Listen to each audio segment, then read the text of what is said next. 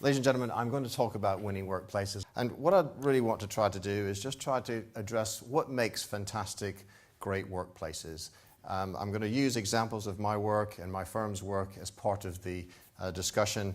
And it will range from organizations such as Google to insurance businesses like Arthur J. Gallagher, even law firms, Baker McKenzie, and British Gas, you see here. So those are just some of the examples of organizations and workplaces that I think are very successful, high-performing, winning workplaces. Well, the big question is, what actually makes a winning workplace? And for me, I think there's three fundamental things that have to come together. So the first one I just want to talk about quickly is the dichotomy of the workforce. I think for many, many years, we have been focusing design, and our whole industry has been focused on Generation Y and the impact that that has on the way we work, the way we communicate, and the way that technology has helped us to do different things within the world of workplace. Generation Y, of course, is those tech-savvy young people coming out of university that really are changing the dynamic of the workforce. But, and this is a very big but, we cannot forget the 50-pluses.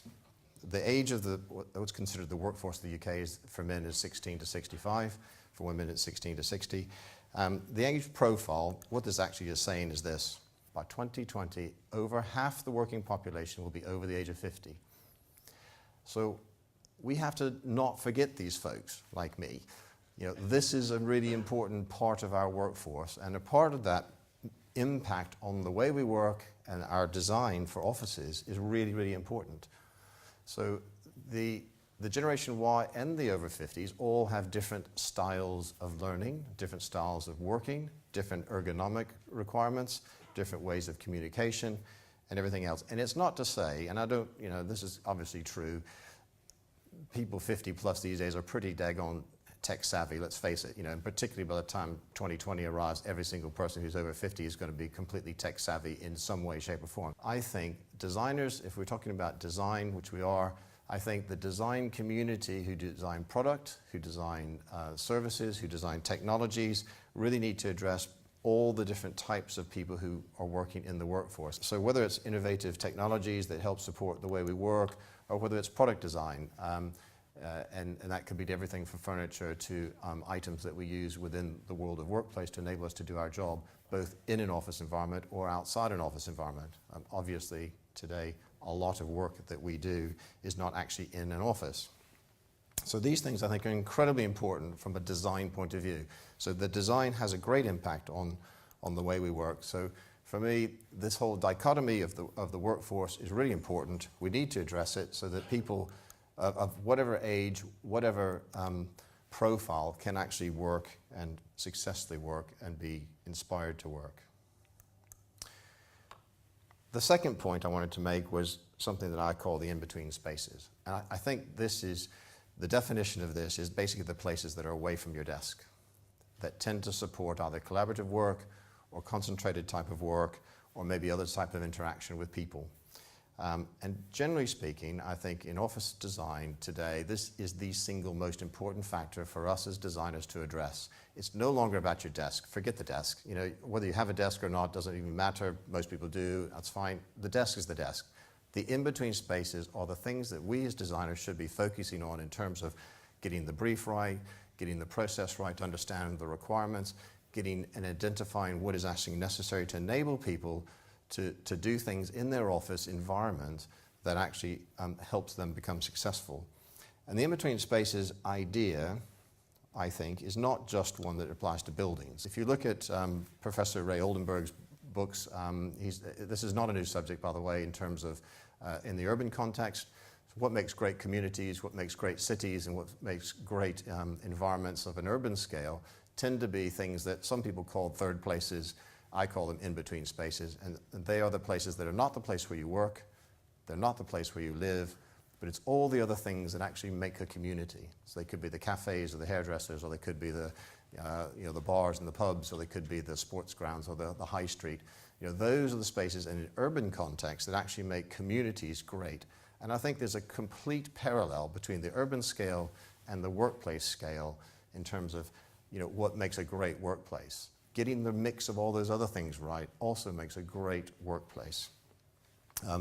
And so I just wanted to refer to the urban scale as well as the workplace scale. The time utilization study you see here is a typical tool that I'm sure many of you are very familiar with that measures activity in an office and whether space is occupied or not, and also the activities that take place within the office. And for me, I spent a lot of my career looking at, as Nigel has, in terms of the world of workplace strategy. And I think, the thing that used to bother me about these time utilization studies, there's a major part of this thing that says these people are in the building, but they're not at their desk. But it doesn't actually say what they're actually doing away from their desk. And in fact, it's the major chunk of the work they're doing is actually away from their desk. So for me, that's where the connection of the in-between spaces came. So in-between spaces on the urban scale, of course, just briefly, can be anything and everything that people get together, they gather, they create the community, they create the heart of the community.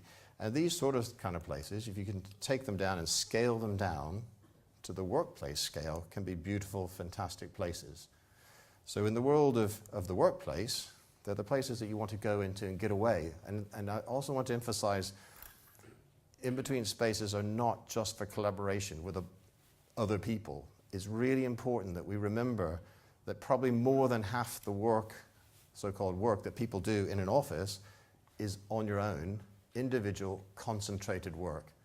I think we're also pushing the boat too far in terms of the world of workplace design, of too much collaboration ideas. I mean, collaboration is fantastic. That's what we love to think is what happens in all offices. But actually, the reality is most people don't actually collaborate all the time in the office. A pocket of time, maybe. But a lot of space needs to be for places like this where you can go do individual work on your own and focus and really be able to take care of the business at hand. And I think design plays a huge part of this. It's not just about creating the space in a space plan, two-dimension, and providing the right technology to support these things. Actually, the creation of the whole environment is really important. So it's every single product, every single finish, the lighting, everything that goes with it actually makes the difference. I've worked on projects in the past where an organization said, come in, reinvent the way we work and change our whole work lifestyle and everything, but we can't afford to have any new furniture, we can't afford to change anything, we can paint the walls maybe, and I can put a bit of carpet down and that's about it. Well, those places and those sort of solutions probably fail most of the time because you do have to create the holistic environment. The third point I want to make is about blurring the boundaries. I think in the world of workplace, it's no longer, I'm no longer an office designer at workplaces. I actually design restaurants, I design gymnasiums, I design business lounges, I design retail type environments, I design learning environments, all of those within the so-called office world of design. So I think it's obvious that the world that we work in is completely getting blurred from a design point of view. And as designers and architects, we need to understand, we need to be able to kind of mix those things within the overall design of an office space. I do think that there's a huge cross-fertilization of ideas that goes on. And in every single workplace that I've been involved in, you will find places that you could actually say have been influenced heavily by other types of sectors. And it works vice versa.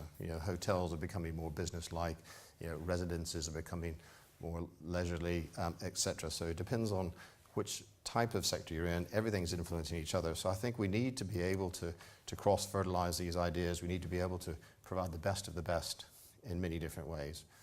So a variety of different projects where this kind of cross-fertilization happens. And I think for me, the blurring of the boundaries it's almost like spot the difference. Are these actually offices or are they something different? Are they learning environments? Are they residential environments? Or are they office environments?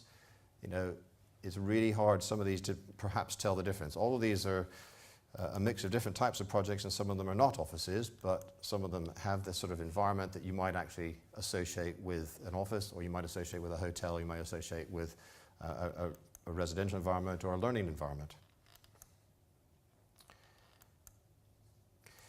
And I think again, the beauty of all this is design makes a big difference.